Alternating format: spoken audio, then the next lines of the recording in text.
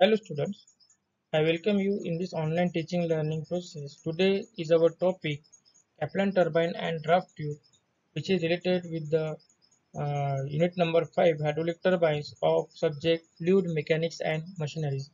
Dear student, this is our last topic of unit number 5. So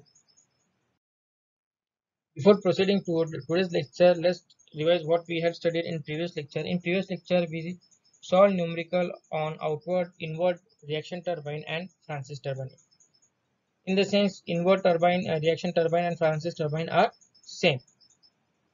So today's learning outcomes, today we are going to study axial flow reaction turbine, describe Kaplan turbine, state functions of draft tube and state and describe types of draft tube. तो start करते हैं दोस्तों axial flow reaction turbine से।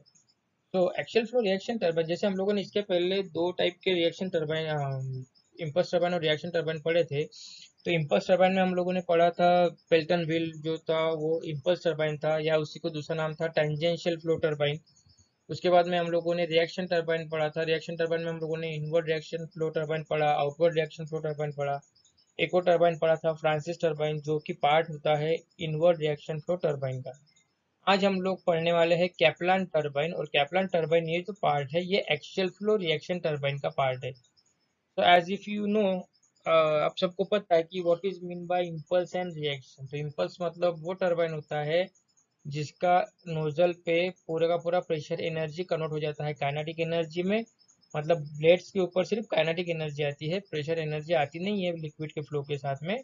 या दूसरे शब्दों में कहा जाएगा तो केसिंग के अंदर का जो प्रेशर होता है वो एटमॉस्फेरिक प्रेशर होता है।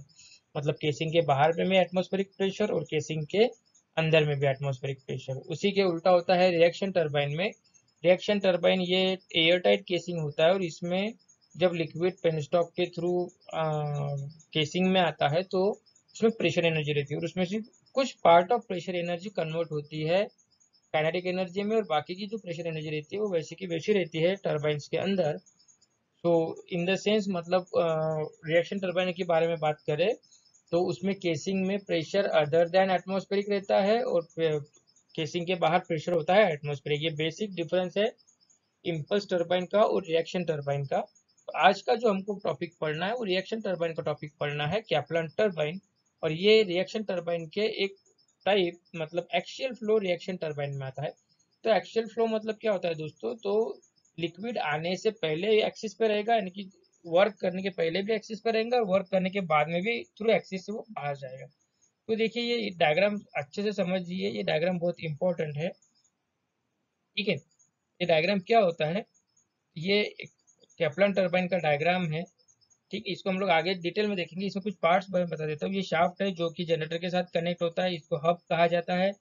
ये हब के ऊपर रनर बेड्स रहती है जो इसके ऊपर लिक्विड एक्ट होता है, जिस वजह से वो मूव होती है, और जिस वजह से ये शाफ्ट जो है ये घूमता है।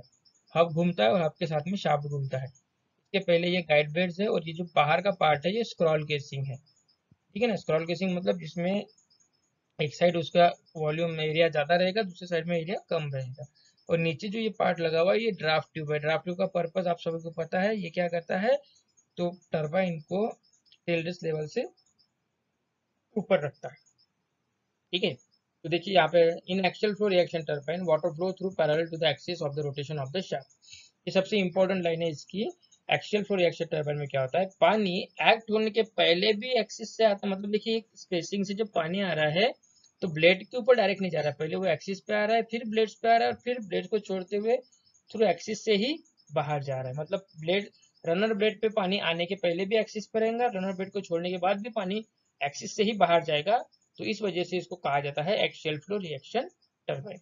It is use under low head and high discharge condition. इसको यूज किया जाता है जहाँ पे प्रेशर कम होता है और डिस्चार्ज का अमाउंट ज्यादा होता है। For the axial flow reaction turbine the shaft of the turbine is vertical. इसका शाफ्ट जो रहता है वो हमेशा वर्टिकल रहेगा, इसका शाफ्ट हम लोग हॉरिजॉन्टल रख नहीं सकते। The lower end of the shaft is made up of large which is known as hub. मतलब ये जो शाफ्ट का जो नीचे का एंड होता है उसको हब कहा जाता है या बॉस भी कहा जाता है। तो types of axial flow reaction turbine, तो मैंने अभी जो आपको बताया वो सब एक्सियल फ्लो टरबाइन के बारे में था। तो अभी हम लोग देखेंगे कि हमको बेसिकली पढ़ना है कैप्लान टरबाइन, लेकिन एक्सियल फ्लो रिएक्शन टरबाइन के दो टाइप्स होते हैं। एक कैप्लान टरबाइन है और दूसरा प्रोपेलर टरबाइन है। ठीक है। सो ये जो डायग्राम दिख रही है आपको, ये सेम डायग्राम कैप्लान टरबाइन की है या सेम डायग्राम प्रोपेलर टरबाइन की है, सिर्फ दोनों में जो डिफरेंस होता है, ये सबसे इंपॉर्टेंट ध्यान में रखिए।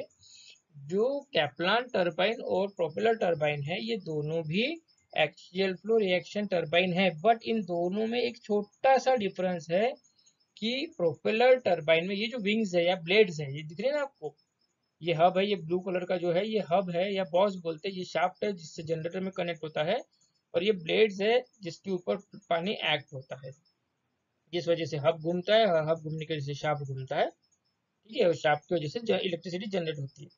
देखिए, प्रोपेलर टरबाइन और कैप्लान टरबाइन, ये दो नाम ध्यान में रखिए, ये दोनों नाम इसी डायग्राम के हैं, सिर्फ दोनों में डिफरेंस इतना है कि कैप्लान टरबाइन में ये जो ब्लेड के जो एंगल्स है, जो आपको इंक्लाइन दिख रहे हैं ना, ये एंगल हम लोग सेट कर सकते हैं। कहाँ पे? कैप्लान टरबाइन में। मतलब ये जो ब्लेड होती है एडजस्टेबल ब्लेड होती है।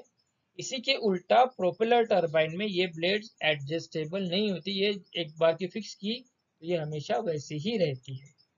ठीक है, तो प्रोपेलर टरबाइन का मैं आपको एग्जांपल बता देता हूँ। इसकी एप्लीकेशन होती है शिप के नीचे, जो शिप होता है पानी पे चलने वाला जहाज, वो प्रोपेलर टरबाइन के माध्यम से ही चला जाता है। ठीक है ना। और उसमें क्या होता है, इंजन के थ्रू हम शाफ्ट को घुमाते हैं, शाफ्ट इस हब को घुमाता है, हब ब्लेड्स को घुमाता है, तो ये ब्लेड्स जो होती है पानी को पीछे से खींच के आगे भेजती है, जिस वजह से शिप हमारा आगे चलता है। तो आप लोगों ने देखा होगा शिप के नीचे जो सर्कुलर व्हील जो रहते हैं, चक्कियाँ रहती है, वो यही है प्रोपेलर टरबाइन। और प्रोपेलर टरबाइन क्या है? ये एक्सियल फ्लो रिएक्शन टरबाइन है। और कैप्लान टरबाइन भी यही है, लेकिन दोनों में डिफरेंस क्या है समझ में आया दोस्तों आप लोगों को? दोनों में डिफरेंस सिर्फ इतना होता है कि प्रोपेलर की ब्लेड्स एडजस्टेबल नहीं है, और कैप्लान की ब्लेड्स हम लोग उसके एंगल्स को सेट कर सकते हैं। ये दो बेसिक डिफरेंस ध्यान में रखिएगा।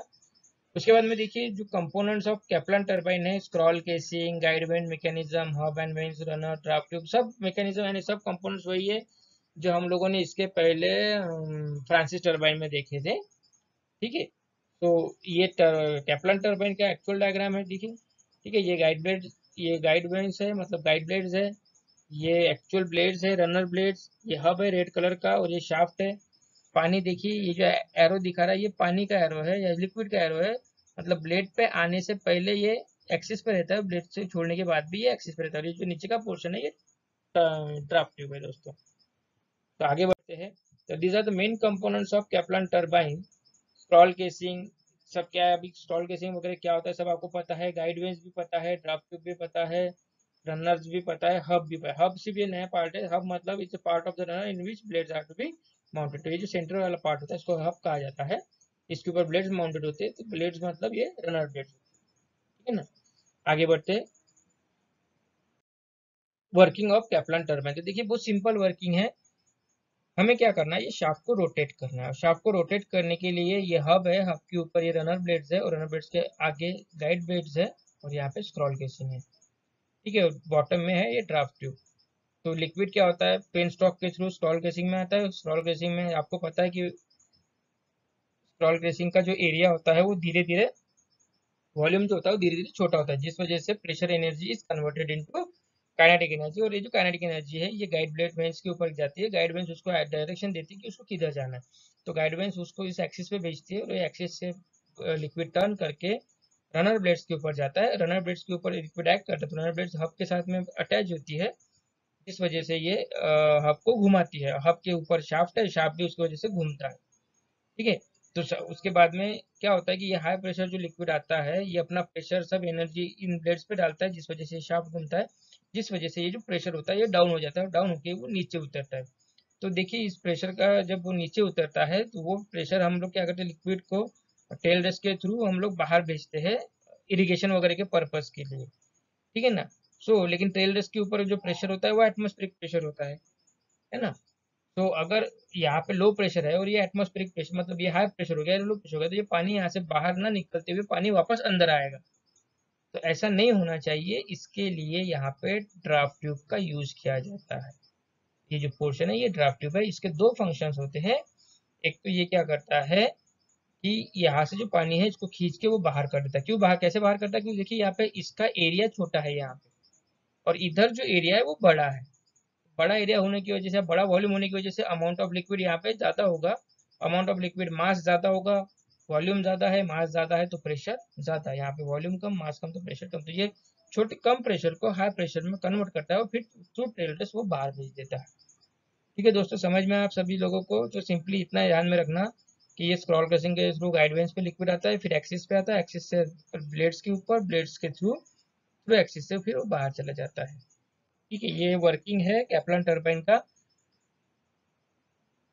तो इसमें बाकी सब सिंपल टर्म से सिर्फ एक लाइन देख लीजिए। तो pressure at the inlet of the blade is larger than the pressure at the exit of the blade. मतलब ये जो रनर ब्लेड है, तो जब लिक्विड अंदर आता है तो उसका प्रेशर ज्यादा होता है, और जब वो छोड़ता है तो उसका प्रेशर कम हो जाता है। क्यों कम हो जाता है? क्योंकि जब वो अपना प्रेशर से इस हब को घुमाता है, तो आप घुमाने के हब को घुमाना मतलब वर्क डन होना, तो ये प्रेशर एनर्जी की वजह से वर्क डन होता है, तो ये energy is converted into work done. Therefore यहाँ पे जो बची हुई एनर्जी रहती है, प्रेशर एनर्जी, वो कम हो जाती है। The energy transfer is due to the change in magnitude of the relative velocity across the blade in the Kepler turbine.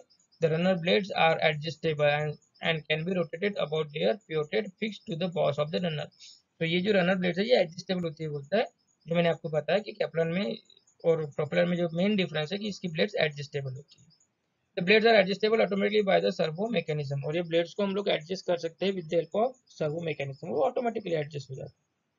ठीक है, उसके बाद में नेक्स्ट टॉपिक है दोस्तों हमारा ड्राफ्ट ट्यूब। जो ड्राफ्ट ट्यूब मैंने अभी आपको बताया, ठीक है। तो डेफिनेशन देखिए, draft tube is a pipe of a gradually increasing area which connects the outlet of the runner to the tail rest. तो ड्राफ्ट ट्यूब क्या होता है? एक मैकेनिज्म यानी एक पार्ट है जिसमें एरिया ग्रेजुअली इंक्रीज होता है। जैसे ये देखिए यहाँ पे दिखाया है, ये ड्राफ्ट ट्यूब है कोनिकल, तो ये इनलेट हो गया, ये आउटलेट हो गया, तो इसमें देखिए एरिया इसका ग्रेजुअली बढ़ रहा है। और ये क्या करता है?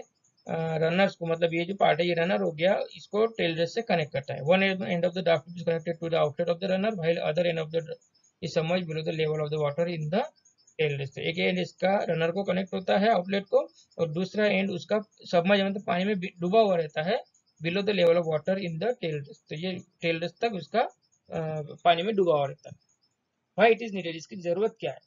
In an impulse turbine, the available head is considerably high and there is no significant effect on the efficiency if the turbine is placed a couple of meter above the tail rest. तो ये बोलता है impulse turbine में pressure बहुत ज़्यादा होता है, और अगर हम लोग टर्बाइन को कुछ ज़्यादा ऊपर भी रख देते हैं तो कोई भी उस पर फर्क पड़ता नहीं। But in case of reaction turbine, if the net head is low and if the turbine is installed above the tail rest, then there can be appreciable loss of available pressure है। तो reaction turbine में क्या होता है? Head यानी pressure कम होता है, और अगर हम लोग उसको ज़्यादा ऊपर नहीं रखेंगे तो इन रिएक्शन टर्बाइन क्या होता है? हेड जो होता है वो कम होता है, और उसको अगर हम लोग टेल रेस्ट के ऊपर रखते हैं तो वहाँ पे प्रेशर ड्रॉप होने के चांसेस ज़्यादा है। ठीक है।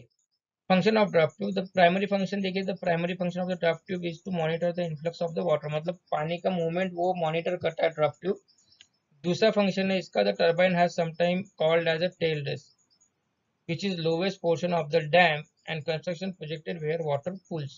The tube connected to the turbine to the tail race, permitting the turbine to be outside of the water but still have access to water. तो basically tail race जो होता है ये नीचे, जो टर्बाइन से नीचे वाला पोर्शन होता है, और इसमें क्या होता है कि वो लिक्विड का बैक प्रेशर होने की चांसेस होते हैं। इस वजह से टर्बाइन को हमेशा टेल रेस लेवल से ऊपर रखा जाता है, और वो काम फंक्शन करता है ड्राफ्ट ट्यूब। ठीक है, ये एक्चुअल ड्राफ्ट ट्यूब के डायग्राम से दोस्तों जो इंडस्ट्रीज में यूज होते हैं। उसके बाद reduce the velocity of the discharge water to minimise the loss of kinetic energy at the outlet. और इसका थर्ड फंक्शन है, तो ये क्या करता है? वेलोसिटी को कम कर देता है, जिससे काइनेटिक एनर्जी का लॉस होना आउटलेट में कम हो जाता है। तो टाइप्स ऑफ ड्राफ्ट ट्यूब बहुत इंपॉर्टेंट क्वेश्चन है, क्योंकि मैक्सिमम एग्जाम्स में क्वेश्चन आता है types of draft tube, state types of draft tube, explain anyone with needs case, state functions of draft tube. तो ये इंपॉर्टेंट क्वेश्चन दोस्तों ध्यान में रखें। सबसे पहला कोनिकल ड्राफ्ट ट्यूब। अब देखिए सभी ड्राफ्ट ट्यूब का पर्पस एक ही होता है, और इनका इनका जो मैंने अभी अब तक को पर्पस बताया कि इसका बेसिक पर्पस होता है वो प्रेशर लॉस जो हो रहा है उसको रीगेन करने का। तो ये पहला जो पार्ट है ये कोनिकल ड्राफ्ट ट्यूब का। तो डायग्राम अगर आता है तो ये आपको बनाना है, लेकिन एक्चुअल में दिखता इस टाइप से कंपनीज में। ठीक है, तो इसमें देखिए दो कोन्स होते हैं, सर्कुलर कोन्स। ठीक है, और इसका इनलेट में ये जो रनर डायमीटर रनर के साथ में कनेक्ट हुआ वाला पोर्शन, तो मतलब ये इनलेट पोर्शन है, और ये आउटलेट पोर्शन है जो कि टेल रेस से कनेक्ट रहता है। तो ये आउटलेट पोर्शन का डायमीटर बड़ा होता है, इनलेट का डायमीटर छोटा होता है, और इसका जो एंगल होता है 5 डिग्री होता है। और इसमें देखिए इफिशियंसी सबसे इंपॉर्टेंट है। इफिशियंसी इस टाइप के ड्राफ्ट ट्यूब की है 90%, मतलब 10% लॉसेस होते हैं, 90% जो एनर्जी है वो रिकवर हो जाती है। सेकंड है simple elbow type draft tube. तो simple elbow type draft tube में देखिए ये और ये दोनों टाइप के ड्राफ्ट ट्यूब, इन सभी का फंक्शन सेम ही है, सिर्फ डायग्राम अलग है। और डायग्राम इसके लिए अलग है क्योंकि कहीं कहीं पे ऐसा होता है स्पेस का कंस्टेंट होता है, तो उस समय हम लोग ये कोनिकल ड्राफ्ट ट्यूब नहीं लगा सकते, तो simple elbow type draft tube लगाते हैं। लेकिन इसका एफिशिएंसी जो होता है वो 60% होता है दोस्तों, ठीक है ना। इसमें एक एंड एल्बो टाइप का पार्ट होता है, दोनों भी इनलेट वाला जो एंड होता है वो रनर को कनेक्ट होता है, आउटलेट वाला एंड जो होता है वो टेल रेस में कनेक्ट होता है, ठीक है। आगे बढ़ते हैं। नेक्स्ट है ये draft tube with circular inlet and rectangular outlet. ये जो ड्राफ्ट ट्यूब है इसका इनलेट सर्कुलर है और आउटलेट रेक्टेंगुलर है। इसकी इफिशियंसी रहती है 60 to 80%, ठीक है। तो ये एक एक लाइन में आपको ऐसा इसका डिस्क्रिप्शन लिखना है दोस्तों। और लास्ट है मॉडी स्प्रेडिंग ट्यूब। मॉडी स्प्रेडिंग ट्यूब में क्या होता है कि इनलेट एक ही होता है लेकिन आउटलेट दो होते हैं इसके। तो it is similar to the conical draft tube which is shown in above figure. मतलब जो कोनिकल का हम लोगों ने पढ़ा वैसे ही है, सिर्फ चेंज उतना है कि इनलेट एक है, आउटलेट दो है। It provided with a solid central core which reduce the whirling action of the water। और ये काय के लिए यूज किया जाता है? Whirling action. व्हर्लिंग एक्शन मतलब देखिए जो भंवरा क्रिएट होता है हाई प्रेशर से, जब लिक्विड फ्लो होता है तो पानी अपने एक्सिस पे घूमता है, उसको भंवरा बोलते हैं हम लोग अपने लोकल लैंग्वेज में। उसी को इंग्लिश में कहा जाता है व्हर्लिंग। तो व्हर्लिंग की वजह से एनर्जी लॉस होती है, वो एनर्जी लॉस नहीं होना चाहिए, इसलिए इस टाइप का ड्राफ्ट ट्यूब का यूज किया जाता है। It has efficiency up to 85% and it is used for vertical shaft turbine having large whirl component at axis of the runner, ठीक है दोस्तों। तो ये मॉडी स्प्रेडिंग ट्यूब है। के बाद में यहाँ पे अपना टॉपिक खत्म होता है। ये कुछ असाइनमेंट्स क्वेश्चंस है जो आपको एज असाइनमेंट सॉल्व करने हैं।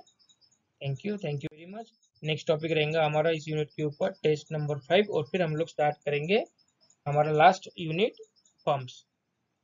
आशा करता हूँ आप लोगों को आज तक के टॉपिक समझ में आए होंगे। Thank you very much.